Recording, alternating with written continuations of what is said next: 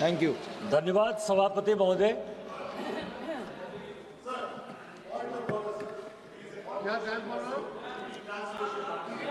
Translation. धन्यवाद सभापति महोदय। है ना ट्रांसलेशन? एक minute, just a minute. Translation is going on. English, Hindi, Hindi तो बोल रहे, English is going on. You please confirm translation. Just a minute, Nishikanji, just a minute. Some problem is there, technical issues is there, so doing. Yeah. Just a minute. Just a minute.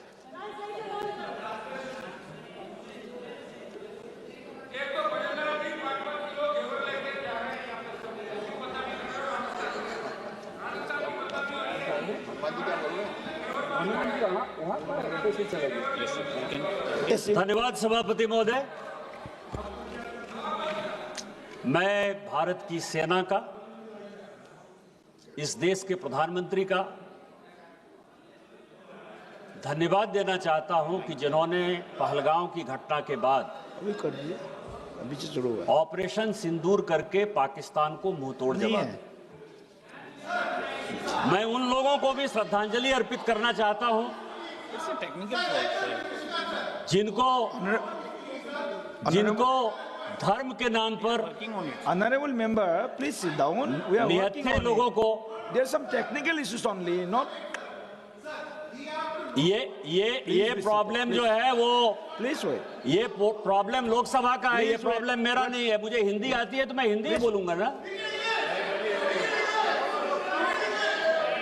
आपके कहने से मैं अंग्रेजी नहीं बोलूंगा ना, और अंग्रेजी विदेशी भाषा है। यदि आप तमिल बोलने के लिए मुझे कहते तो मुझे प्रसन्नता होती। आप इंग्लिश बोलने के लिए कहते हो, विदेशी भाषा है वो। यही मानसिकता है आप लोगों की। कोई तमिल बोलने के लिए कहे, कोई बांग्ला बोलने के लिए कहे तो मुझे गर्व होगा, क्योंकि वो हमारी भाषा है, भारतीय भाषा है। आप अंग्रेजी बोलने के लिए कह रहे हो। Please be seated, please be seated. We are trying. Work is going on. Please be seated. Some patience should be there, na? Honorable member, you are senior member of the house. Okay. No. You please be seated. Please be seated. Please be seated. Controversial होगा तो हटा देंगे। No controversial. Vanakkam से शुरू करते हैं। वनक्कम से शुरू कीजिए। वनक्कम से ही शुरू करते हैं, या भालोबासी से शुरू करते हैं, किसी से शुरू करते हैं, बांग्ला से, तमिल से। मैं 2 दिन से सभापति महोदय, मैं 2 दिन से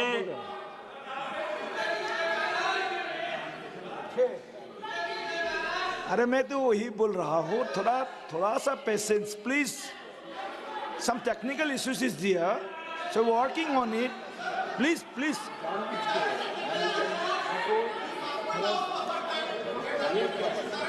Some repeatedly telling you that some technical issues is there. ये अभी work is going on. Just a minute. आप ये देखें sir, chairman sir, Please be seated. Chairman sir, अभी 30 मिनट तक बंगाली में भाषण होता रहा। किसी भी तमिलनाडु के सांसद ने इतना चिल्लाकर बात नहीं किया। उनको हिंदी से क्या प्रॉब्लम है सर? हमको तमिल से प्रॉब्लम नहीं। तमिल महान भाषा है, हम तमिल का रिगार्ड करते हैं, आदर करते हैं, सम्मान करते हैं। उनको हिंदी से क्या प्रॉब्लम है सर? और यही कांग्रेस की मानसिकता है, यही कांग्रेस के सभी सहयोगी पार्टियों की मानसिकता है। तमिल में उनको नॉर्थ इंडियन से प्रॉब्लम है सर।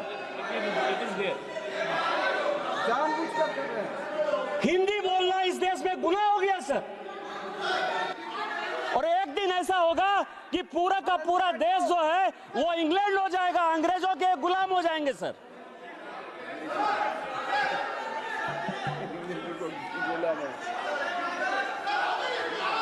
सभापति महोदय,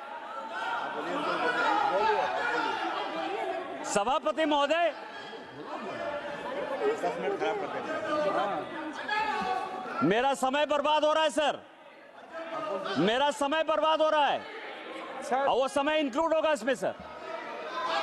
पूरा समय दे देना सर। सर पूरा समय दे देना।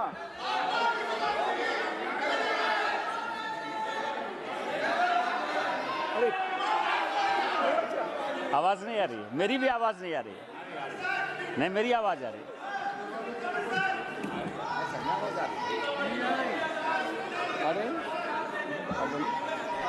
तमिल हेलो? और सुना ट्रांसलेट।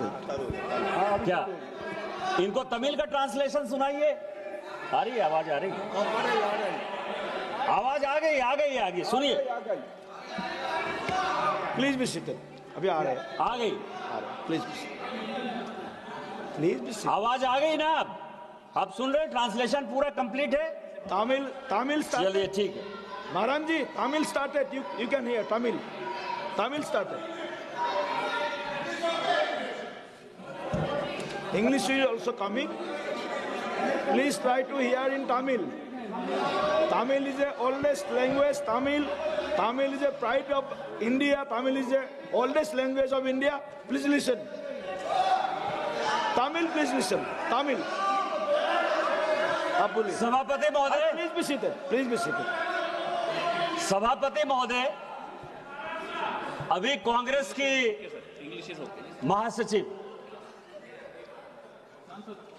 और सांसद प्रियंका जी काफी कुछ बोलकर गई और उन्होंने कहा कि इतिहास से कोई मतलब नहीं है, वर्तमान में जी। जो व्यक्ति, जो देश, जो समाज इतिहास को भूलता है वो अपने आप को मिट्टी में मिला लेता है। इतिहास से सीखना चाहिए, वर्तमान में जीना चाहिए। और इस पार्लियामेंट में और इस देश में जिन दो चीजों पर बात होती है सभापति महोदय, हम लोग किस चीज पर चर्चा करते हैं? हम लोग या तो कश्मीर पर चर्चा करते हैं या चीन पर चर्चा करते हैं। इन्हीं दो चीजों पर चर्चा करते हैं। और प्रियंका गांधी और राहुल गांधी जी को लगता है कि नेहरू जी पर उनका एक स्टाम्प है। नेहरू जी आपके नाना हो सकते हैं, दादा हो सकते हैं, इस देश के वो पहले प्रधानमंत्री थे और उनके किए हुए कारनामे पर प्रश्न उठाने का मुझे पूरा अधिकार है। आपकी कोई गारंटी नहीं है, आपकी कोई यूएसपी नहीं है, वो इस देश के प्रधानमंत्री हैं। और यदि लम्हों ने खता की, सदियों ने सजा पाई, तो हम जो सजा पा रहे हैं उसके बारे में प्रश्न उठाने का मुझे पूरा अधिकार है। एक किताब है सर जो नेहरू जी ने खुद लिखी और इस समाज को, इस देश को जानने का अधिकार है। उन्होंने लिखा, उनकी किताब है glimpses of world history. Chair पे आना है 4 बजे से। और वही कांग्रेस की मानसिकता और विपक्षी पार्टियों की मानसिकता वहीं से निकलती है। ग्लिम्सेस ऑफ वर्ल्ड हिस्ट्री में सभापति महोदय, नेहरू जी ने लिखा कि मोहम्मद गजनी जिसको गजनी और गोरी जिसको कि हम लुटेरा मानते हैं, जो आज का टेररिस्ट जिसको कहते हैं, वो उस जमाने का टेररिस्ट हुआ करता था, उसको वो कहते हैं कि वो वॉरियर था। उसको वो कहते हैं कि वो केवल अपने अंपायर को एक्सपेंड करने के लिए आया था और उसने हिंदुओं पर कोई जुल्म नहीं किया। ये ग्लिम्सेस ऑफ वर्ल्ड हिस्ट्री में खुद मिस्टर नेहरू लिखते। और यही आज की मानसिकता है। और दूसरी मानसिकता जिसमें कि नेहरू जी के किए हुए कामों पर ये परिवार क्वेश्चन उठाता है। मैं आपको बताऊं कि पाकिस्तान, जिसको कि माननीय गृह मंत्री जी ने बोला, मैं उसको आगे बढ़ाना चाहता हूं कि आखिर पाकिस्तान क्यों बना। और ये मैं सभी को बताना चाहता हूं कि पाकिस्तान क्यों बना। पाकिस्तान दो लोगों ने बनवाया, एक का नाम था मिस्टर जिन्ना, दूसरा का नाम था लियाकत अली। जब 1946 में, जब 1946 में लियाकत अली इस देश का कट्टर नागरिक होना चाहता था। लियाकत अली वेस्टर्न उत्तर प्रदेश का था और वो यहीं बैठकर राजनीति करना चाहता था।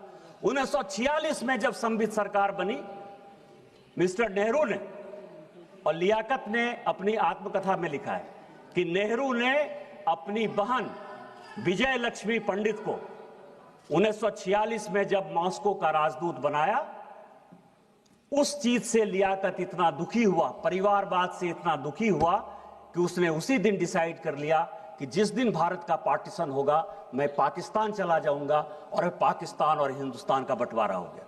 वही परिवारवाद आज कांग्रेस को यहां तक ले आई है सर, इस देश को यहां तक ले आई है।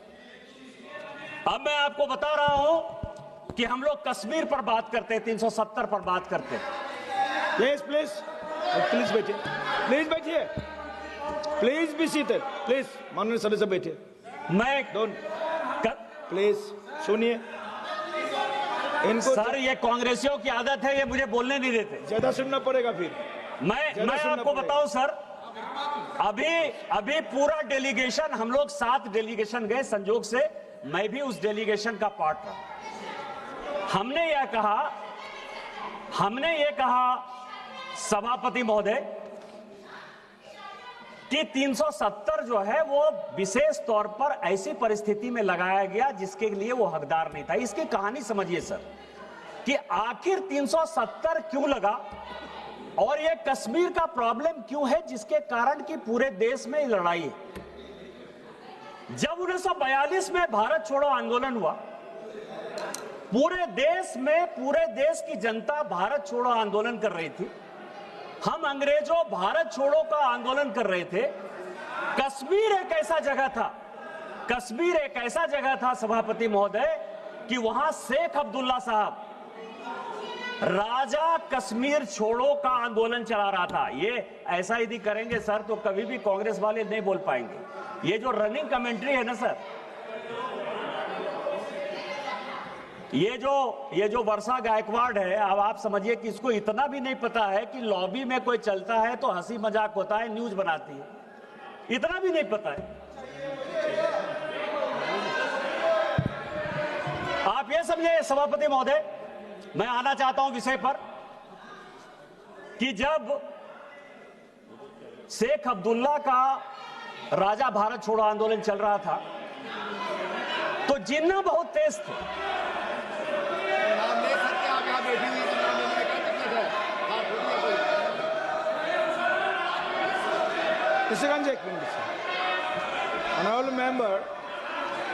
Honorable member, please be seated first. Please be seated first. आप बैठिए पहले आपको बैठने बोला है, बैठिए। Please be seated first, please be seated first.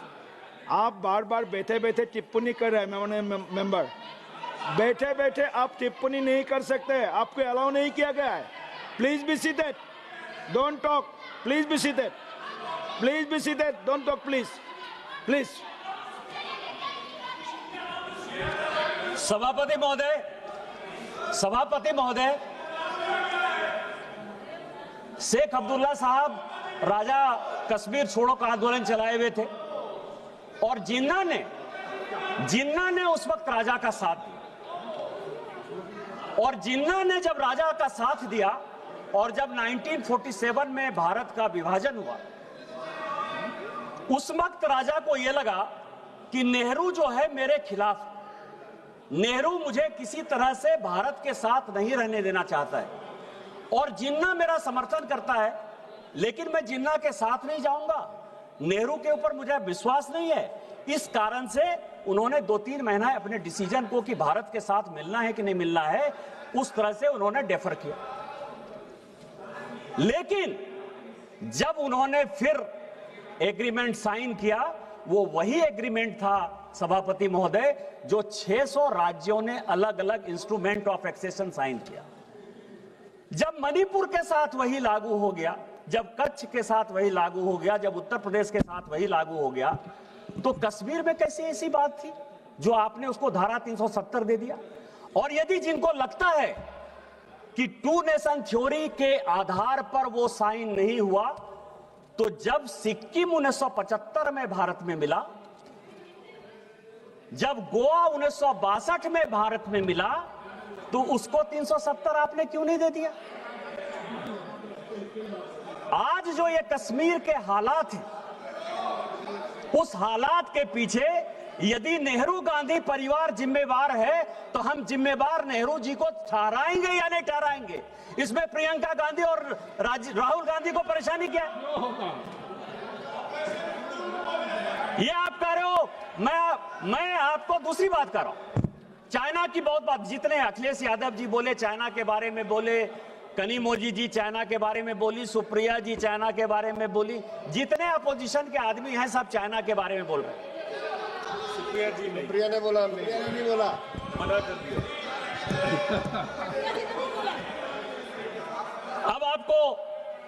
अब आपको मैं बताऊं सर, इस देश में क्या क्या हुआ सभापति महोदय। 1985 का एक CIA का डॉक्यूमेंट हमने रिलीज किया, खुद ही ट्वीट किया, और उसने ये कहा कि कांग्रेस पार्टी के 40% सांसद सोवियत रूस के लिए मुखबिरी करते थे, उनसे पैसा लेते थे, उनसे पैसा लेकर चुनाव लड़ते थे। आज तक कांग्रेस के किसी आदमी ने उसके ऊपर डिफेमेशन नहीं किया। 1962 के युद्ध के पहले 1961 में बेलग्रेड सम्मेलन हुआ। मैं आपको बता रहा हूं कि आप लोगों ने कहा कि पड़ोसी देश ने क्या किया।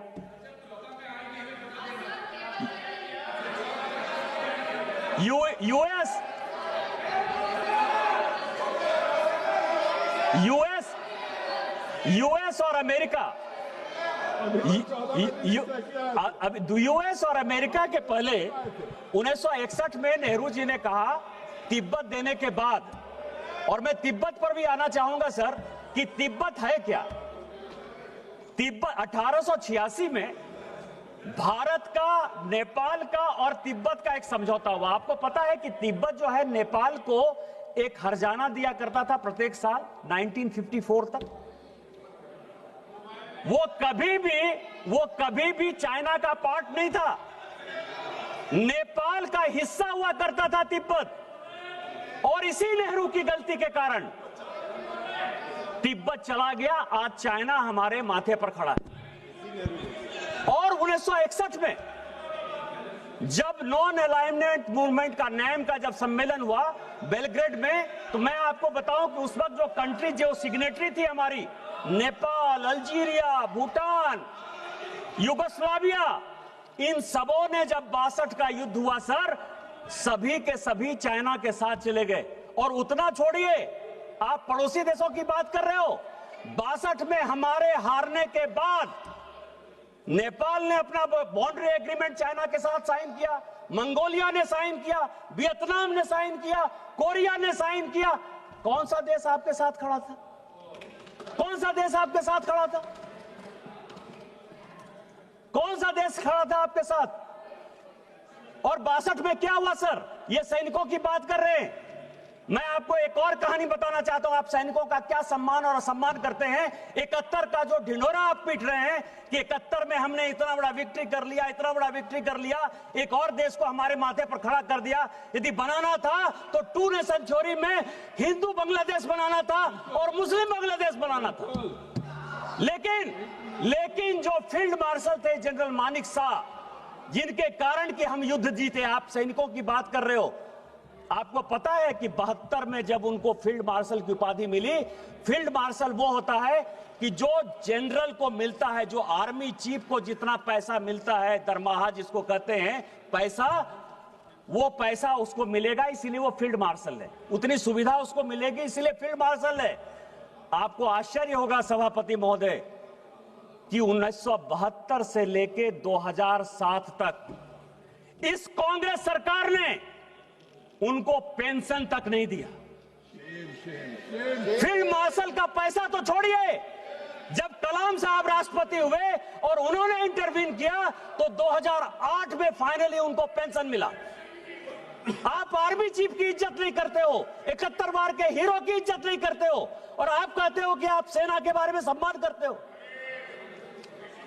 मैं आपको 62 के युद्ध की बात बता रहा हूं सर। इन्होंने अपने रिश्तेदार को, भाई भतीजाबाद केवल पॉलिटिक्स में नहीं, 1962 के चाइना युद्ध के समय इन्होंने असम नेपा का जो हेड है वो मिस्टर कॉल को बनाया। कॉल कौन था? कॉल नेहरू जी का चचेरा भाई था। 18 सेनापति को बाईपास करके उसको उन्होंने बनाया। और आपको पता है क्या हुआ सर? उस युद्ध में हमारे साथ चीन के खिलाफ अमेरिका भी था और ब्रिटेन भी था।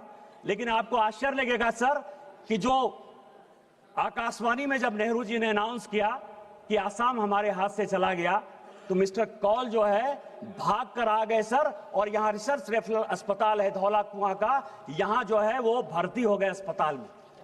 आप किस तरह की बात कर रहे हो? उन्होंने अपनी किताब में लिखा सर, अनटोल्ड स्टोरी में, अनटोल्ड स्टोरी में लिखा, उसी मिस्टर बी.एल. कौल ने लिखा कि इंडियन एयरफोर्स यदि हमारा साथ देती तो शायद हम बच सकते थे, लेकिन नेहरू ने एयरफोर्स का जो है कोई भी उपयोग नहीं किया, जिसके कारण कि भारत के, उन्होंने अपने स्टोरी में लिखा। और इसके बाद में एक और कहानी बताना चाहता हूं सर, जो अनटोल्ड स्टोरी में हुआ कि एक आर्मी चीफ ने रिटायर्ड आर्मी चीफ ने, गिरिराज जी ये बड़ा महत्वपूर्ण है, जयंती शिपिंग कंपनी बनाई सर। उस वक्त 1000 करोड़ का बैंक लोन ले लिया जयंती शिपिंग ने। उसको जो है उस तेजा ने, रवि तेजा जिसका कंपनी का नाम था, उसने लंदन में मकान लिया। और आपको पता है मधुलिमिया जी ने इसी हाउस में कहा सभापति महोदय कि तेजा साहब जो है राजीव गांधी का और संजय गांधी का रहने का खर्चा और पूरे पढ़ाई का खर्चा वो जयंती शिपिंग का मालिक तेजा देता था। इस तरह की बातें कर रहे हो आप, हमसे एयरक्राफ्ट का हिसाब लेते हो। 62 के युद्ध में, 65 के युद्ध में, 71 के युद्ध में कितने एयरक्राफ्ट गिरे ये आपको पता है? ये पार्लियामेंट में आज तक डिस्कस नहीं हुआ।